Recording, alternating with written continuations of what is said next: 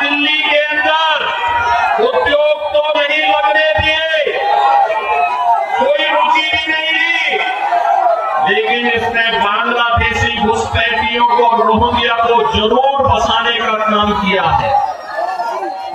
आम आदमी पार्टी के नेताओं के घर में आधार बनाने की मशीन के माध्यम से आधार बांटे जाते हैं इन बांग्लादेशी घुसपैठियों को, और दूसरी तरफ उत्तर प्रदेश में न्यू ओखला के रूप में नोएडा की तस्वीर भी आप सबके सामने है। आज आप जाइए दिल्ली की सड़कों को और नोएडा का नजर आएगा, दिल्ली की सड़कों को और गाजियाबाद की सड़कों को जाकर के देखो, जमीन आसमान का अंतर नजर आएगा। उत्तर प्रदेश के शिक्षण संस्थानों को, उत्तर प्रदेश के मेडिकल कॉलेजेस को और दिल्ली के अंदर यहाँ की राज्य सरकार के द्वारा चलाए जाने वाले वे जर्जर विद्यालय के भवनों को देख करके आप अंदाजा लगा सकते हैं कि बच्चों के भविष्य के साथ इनका व्यवहार किया। मेरे भैया, एक सुनियोजित साजिश के तहत दिल्ली की जनता को तो इन्होंने जनसुविधाओं से वंचित रखा ही, साथ साथ राष्ट्रीय सुरक्षा के साथ खिलवाड़ भी इन्होंने उन अपने शरारत भरी कृत्यों से किया है। आपने देखा होगा 2020 में दिल्ली के अंदर किस तरीके से दंगे करवाए गए और आम आदमी पार्टी के पार्षद और उनके विधायकों की संलिप्तता इस पूरे षड्यंत्र में सामने आई है। लगातार राष्ट्रीय सुरक्षा के साथ खिलवाड़ कर रहे हैं। स्वाभाविक रूप से जो अपने गुरु सभी अन्ना हजारे को धोखा दे सकता हो, तो व्यक्ति जनता को भी धोखा देने में माहिर होगा। आपको एक बात और कहना चाहता हूँ, मैं आपसे एक बात और कहना चाहता हूँ, जो यहाँ पर आम आदमी पार्टी की सरकार और आम आदमी पार्टी जो लगातार कह रही है, ये लगातार एक बात को कह रही है कि उन्होंने यहाँ पर बिजली दी है।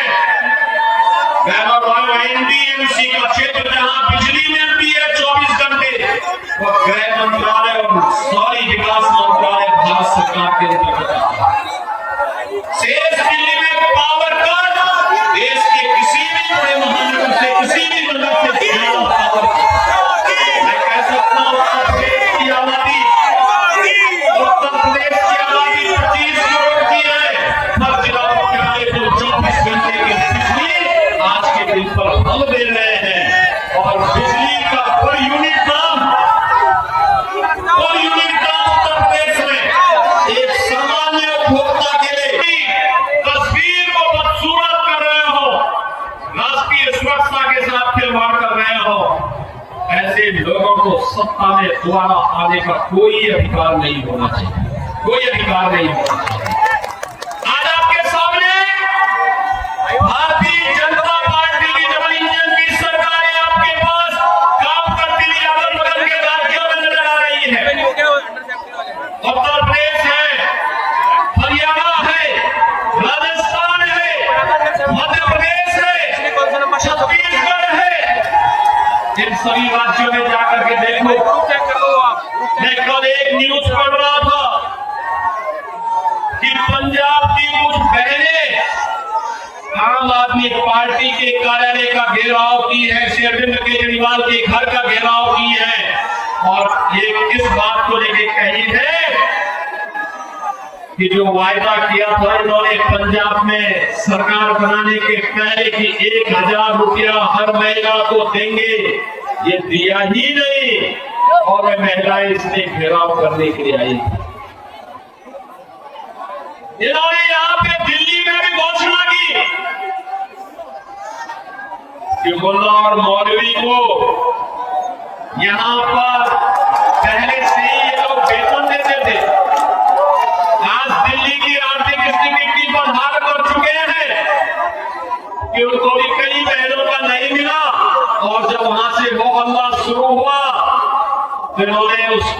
डाइल्यूट करने के लिए कहा कि हम पुजारियों को भी देंगे। बहनों और भाइयों, मैं पूछना चाहता हूं अरविंद केजरीवाल जी से और उनकी पूरी टीम से,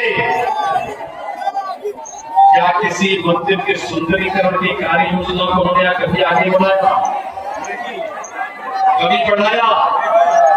मॉडल देखना तो आइए काशी में काशी विश्वनाथ धाम को देखिए। मॉडल देखना हो अयोध्या में श्री राम जन्मभूमि पर हनुमान नाम के भव्य मंदिर के भवन को देखो। मॉडल देखना हो तो प्रयागराज में आइए। प्रयागराज में महाकुंभ के आयोजन स्थल को देखो। आस्था का सम्मान ऐसे होता है।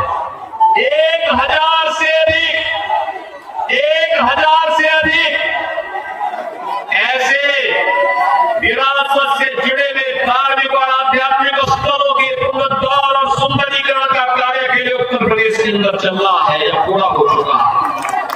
बहनों और भाइयों, यहां पर आम आदमी पार्टी अपनी भावनाओं के साथ खिलवाड़ कर रही है, लेकिन वे भत्ता देने की बात और मानदेय देने की बात करते समय भूल गए। इन्होंने बौद्ध मठों से जुड़े हुए भक्तों को छोड़ दिया। भत्ते भी पाए, इसकी उनको चिंता नहीं। भगवान वाल्मीकि के समय से, वाल्मीकि समुदाय से जुड़े हुए तमाम हमारे संत वाल्मीकि मंदिरों में पूजा अर्चना करते हैं, उनको उन्होंने भुला दिया, उनके एजेंडे में कहीं नहीं। आम आदमी पार्टी के एजेंडे में रविदासी मंदिरों के पुजारी नहीं है। यानी आज भी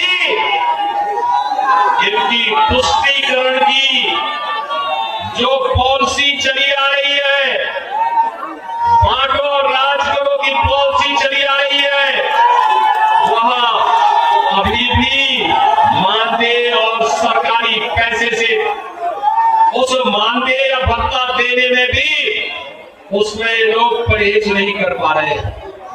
और इसीलिए तो मैं आप सबसे कहना चाहूंगा कि बहनों और भाइयों, आज प्रधानमंत्री मोदी जी के नेतृत्व में हम एक नए भारत का दर्शन कर रहे हैं। एक नया भारत।